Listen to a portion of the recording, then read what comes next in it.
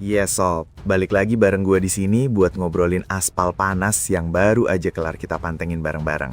Gila sih, Buriram hari ini. Minggu 1 Maret 2026, bener-bener gak ada obat panasnya. Bukan cuma cuacanya yang bikin keringat ngucur deres, tapi tensi di lintasan sirkuit internasional Chang juga ikutan mendidih. Kita baru aja nyelesain seri pembuka Moto3 musim 2026. Dan jujur aja, ada banyak banget cerita yang bisa kita bedah dari balapan 19 lap barusan. Fokus kita kali ini jelas kedua nama yang bawa bendera tetangga serumpun, Indonesia dan Malaysia. Ada Veda Ega Pratama dan Hakim Danish. Dua-duanya statusnya rookie, alias anak baru. Tapi nasib mereka di seri pembuka ini ibarat bumi sama langit, Sob. Gua mau bahas ini secara objektif, gak pakai bumbu lebay, tapi tetap pakai kacamata teknis ala tongkrongan kita. Pertama, kita harus kasih apresiasi dulu buat Veda Ega Pratama. Bocah Gunung Kidul ini beneran gak main-main. Turun bareng Honda Tim Asia, dia start dari posisi kelima. Buat ukuran debutan di kelas capung yang persaingannya super rapat kayak sarden kalengan, start dari baris kedua itu udah modal yang mahal banget. Dan bener aja, pas lampu start padam, Veda langsung nyodok.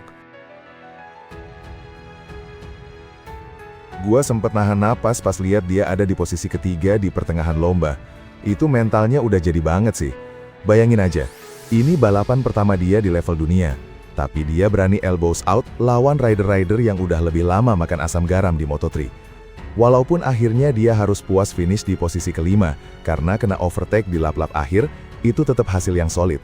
Finish 5 besar di debut, itu daging banget infonya buat karir dia ke depan. Dia sempat melorot ke posisi 6, tapi balik lagi fight buat amainin poin gede. Ini nunjukin kalau Veda punya race pace yang konsisten, bukan cuma one lap wonder pas kualifikasi doang. Nah, sekarang kita geser ke sisi garasi sebelah, ke teman kita dari Malaysia, Hakim Danish. Jujur, gue agak ngerasa simpati sama apa yang dialamin Danish hari ini. Dia turun bawa bendera MSI Racing, tim yang sebenarnya punya reputasi bagus dalam nyetak pembalap kencang. Tapi hari ini, Dewi Fortuna kayaknya lagi nggak nongkrong di pedok dia. Dari start dari posisi ke-15, di Moto3, start dari papan tengah itu neraka, Sob. Lo bakal kejebak di traffic, kena slipstream yang gak beraturan, dan resiko senggolan itu gede banget. Dan bener aja kejadian, dia kesulitan buat nyodok ke depan. Bukannya naik, dia malah melorot dan akhirnya finish di posisi ke-18. Jelas ini bukan hasil yang dia harapin, apalagi ngeliat rival seangkatannya kayak Veda bisa finish di 5 besar. Gua baca statement dia barusan, dan kerasa banget kekecewaannya. Danish bilang, "Saya selesai di posisi ke-18. Ini bukan hasil yang saya inginkan." Singkat, padat, tapi ngena. Buat pembalap muda yang punya ambisi gede, pulang dengan tangan hampa tanpa poin di seri pembuka itu, rasanya pahit banget. Tapi ya inilah balapan. Nggak selamanya sesuai skenario. Kalau kita bedah secara teknis, masalah Danish ini klasik banget buat rookie. Dia ngeluh soal ritme dan feeling sama motor. Katanya, "Saya mencoba mengikuti kelompok depan, tetapi mereka sangat cepat. Saya perlu terus meningkatkan kemampuan. Saya masih mencari ritme yang tepat dengan motor ini." Ini poin penting, Sob. Motor Moto3 itu rigid banget. Sasisnya kaku, powernya harus dijaga di RPM tinggi terus. Kalau lo gak dapet flow atau ritme yang pas, lo bakal kerasa kayak lagi berantem sama motor di street. Dan di Buriram yang punya karakter stop and go dengan beberapa hard braking zone, kalau ritme lo hilang, lo bakal abis dimakan waktu di sektor pengereman. Danish juga nyebutin soal evaluasi teknis yang bakal dia lakuin. Dia highlight masalah pengereman, entry corner, sama komunikasi dengan tim. Nah, ini menarik. Entry corner itu kunci di Moto3. Karena motor ini powernya nggak segede Moto2 atau MotoGP, corner speed adalah segalanya. Kalau lo ragu pas masuk tikungan, atau breaking point lo terlalu awal, lo bakal kehilangan momentum yang susah banget buat dikejar lagi di straight. Danish ngerasa dia kurang di situ hari ini. Dia nggak bisa late braking seagresif pembalap di depan, dan akibatnya, dia nggak bisa defend posisi, atau nyerang buat overtake. Terus soal komunikasi sama tim, ini sering dilupain sama penonton awam. Kita sering mikir balapan itu cuma soal gaspol remblong, padahal setup motor itu hasil diskusi panjang antara rider sama kepala mekanik. Dennis ngerasa dia perlu perbaiki cara dia nyampein feedback ke kru. Mungkin dia ngerasa motornya kurang grip belakang atau depannya terlalu liar. Tapi kalau dia nggak bisa jelasin dengan presisi, mekanik juga bingung mau ngubah setelan suspensi atau giring yang mana. Ini PR besar buat dia sebelum seri berikutnya. Tapi gua salut sama mentalitasnya.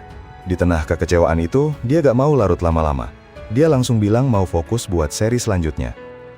Untuk balapan selanjutnya, saya akan lebih fokus pada kemampuan balap saya, katanya. Itu attitude yang benar. Moto3 itu musimnya panjang. Satu balapan jelek bukan kiamat.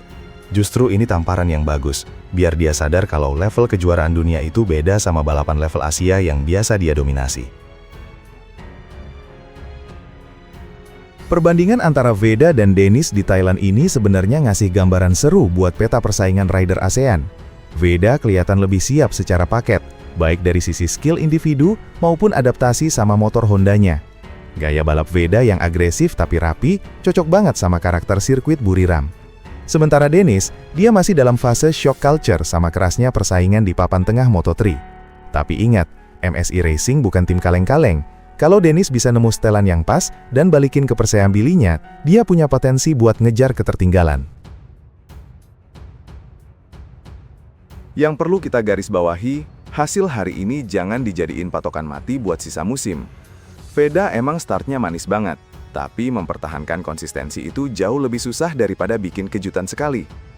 Di sisi lain, Dennis startnya pahit, tapi grafik belajar rookie itu biasanya tajam. Bisa aja di seri Eropa nanti dia nemu kliknya.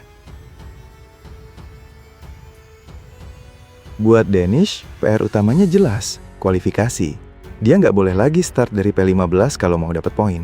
Di Moto3, kalau lo start di luar 10 besar, lo butuh keajaiban atau crash massal di depan buat bisa nyodok ke podium. Dia harus bisa manfaatin sesi latihan bebas buat nyari single lap pace yang bagus biar posisi startnya lebih menguntungkan.